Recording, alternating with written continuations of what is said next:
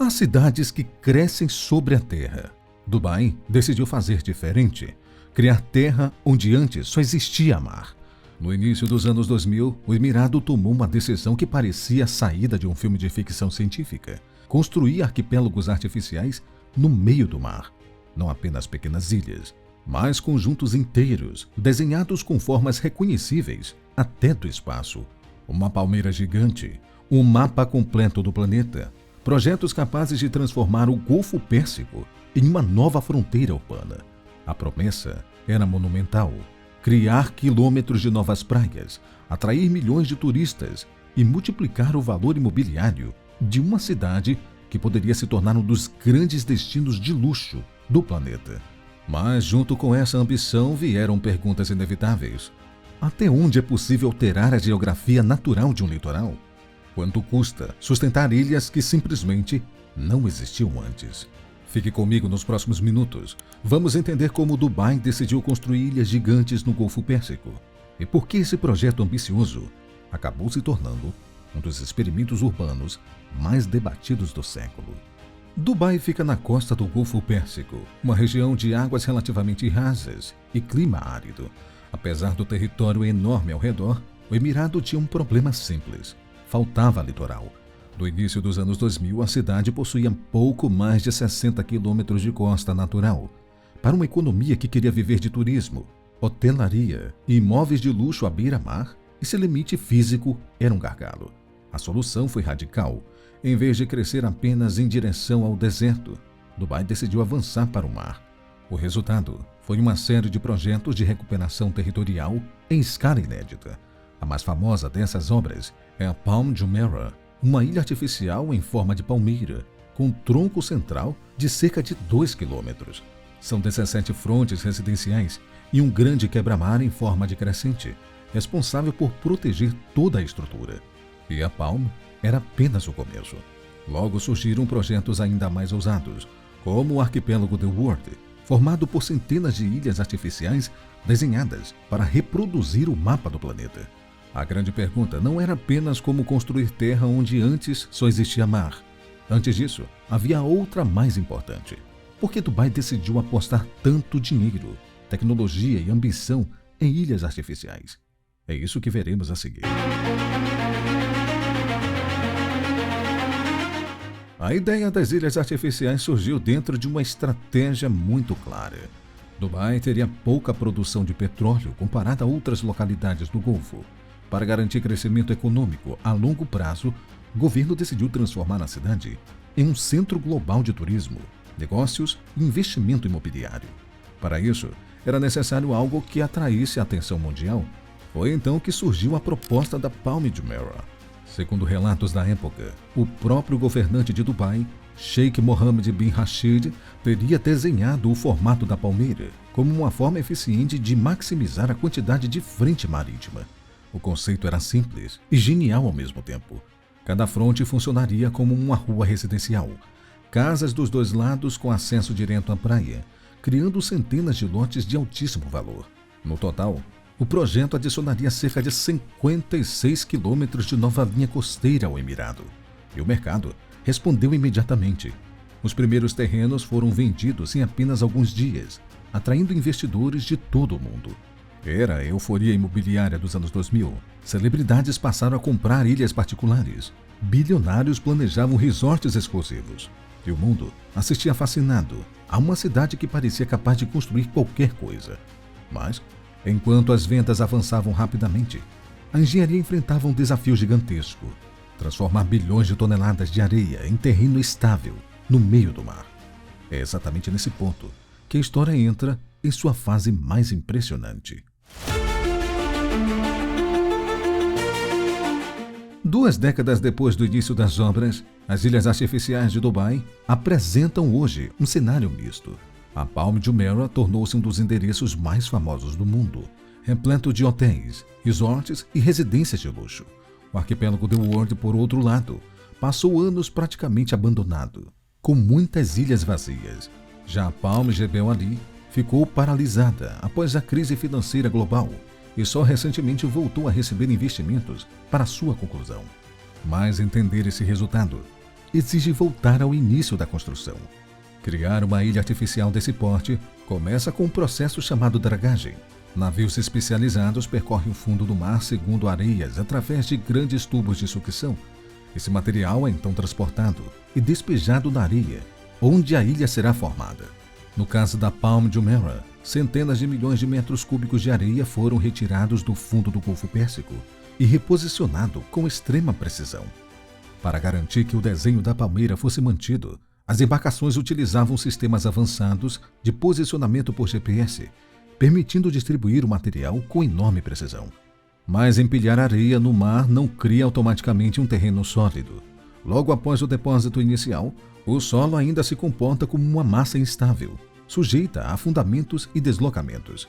Para resolver esse problema, os engenheiros recorreram a uma técnica geotécnica chamada vibrocompactação. Esse método consiste em introduzir grandes vibradores metálicos no solo recém-formado.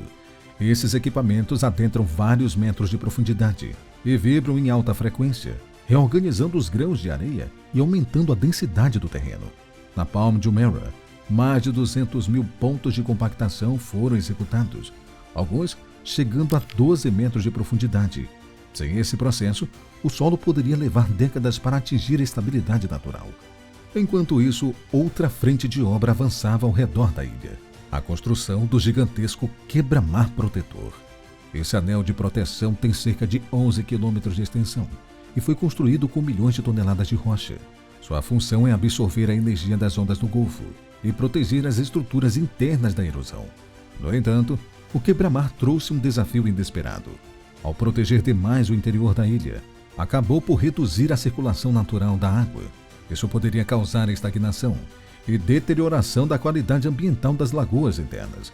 Para resolver o problema, engenheiros criaram grandes aberturas no quebra-mar, permitindo que as correntes marítimas renovassem a água ao redor das frondes. Com a base geotécnica estabilizada, começou então a fase de urbanização. A Palm Jumeirah recebeu uma infraestrutura completa: redes de energia, sistemas de água dessalinizada, estações de tratamento de esgoto e estradas conectando todas as áreas da ilha. Um dos elementos mais impressionantes é o túnel submerso que liga o tronco da palmeira ao crescente externo. Essa estrutura possui cerca de 1,4 km de extensão e foi construída dentro de um grande dique temporário que permitiu drenar a água do local durante as obras. Além disso, um sistema de transporte exclusivo foi instalado: o Palm Monorail, um trem elevado que percorre cerca de 5 quilômetros, ligando a entrada da ilha ao famoso Hotel Atlantis.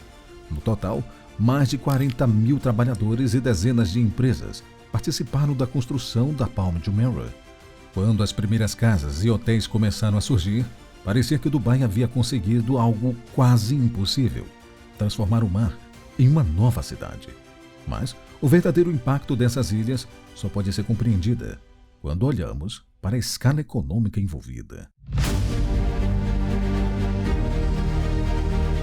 Depois de entender como essas ilhas foram construídas, surge uma pergunta inevitável: quanto custa transformar o oceano em território urbano?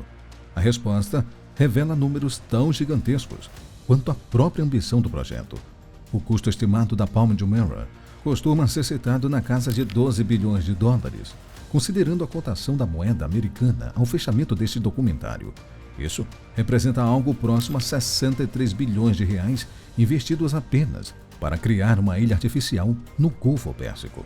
Mas números dessa magnitude não são difíceis de visualizar, então vale traduzir essa escala para exemplos do cotidiano. Com 63 bilhões de reais, seria possível comprar aproximadamente 840 mil carros populares de 75 mil reais. Isso equivale a praticamente renovar toda a frota veicular de uma grande capital brasileira.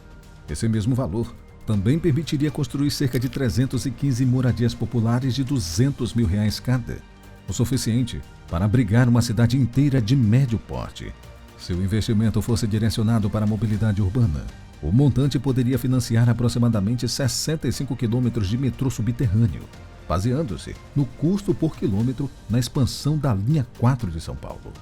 A escala física da obra impressiona tanto quanto os números financeiros. A Palm Jumeirah possui cerca de 700 hectares de área recuperada, o equivalente a quase 1.000 campos de futebol. Já o arquipélago The World leva a dimensão a outro nível. O conjunto ocupa mais de 5.000 hectares, uma escala urbana comparável à de cidades compactas inteiras, o que já foi descrita como equivalente a quase 7 vezes a área de Veneza. Para formar essas ilhas, engenheiros movimentaram algo na casa de 320 milhões de metros cúbicos de areia e 25 milhões de toneladas de rocha. Mas quando projetos atingem essa escala monumental, as consequências também costumam ser igualmente grandes.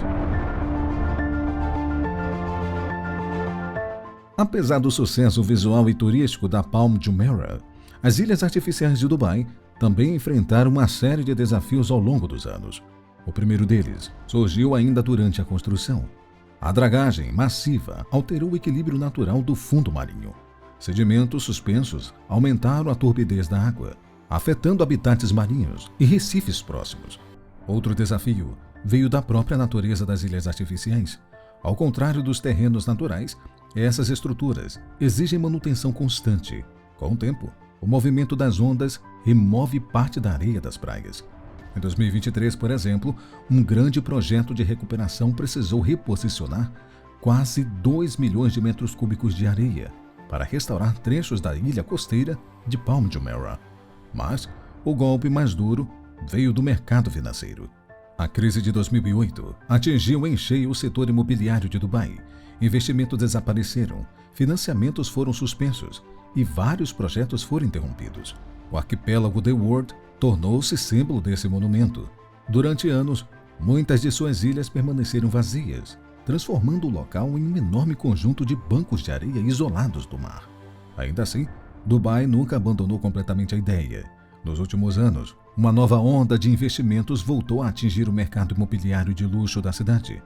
Parte do arquipélago The World começaram a receber novos resorts, enquanto a Palm Jebel Ali foi oficialmente relançada como parte do Plano Urbano Dubai 2040. O novo projeto prevê cerca de 13,4 km² de área, mais de 110 km adicionais de litoral e espaço para aproximadamente 35 mil famílias. Resta saber se essa nova fase conseguirá evitar os erros do passado. As ilhas artificiais de Dubai representam uma das experiências urbanas mais ousadas da história moderna. Elas mostram até onde a engenharia pode chegar quando a ambição, tecnologia e capital se encontram, mas também revelam os limites dessa mesma ambição.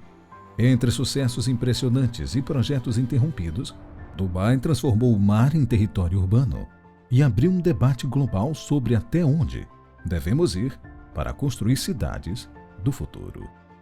Obrigado por ter assistido este vídeo até aqui. O que você acha dessas grandes ilhas artificiais de Dubai? Você enxerga que isso é um resultado positivo ou negativo na questão econômica de uma cidade como essa? Deixe aqui sua opinião nos comentários. Eu vou ficando por aqui. Um forte abraço e até o próximo vídeo.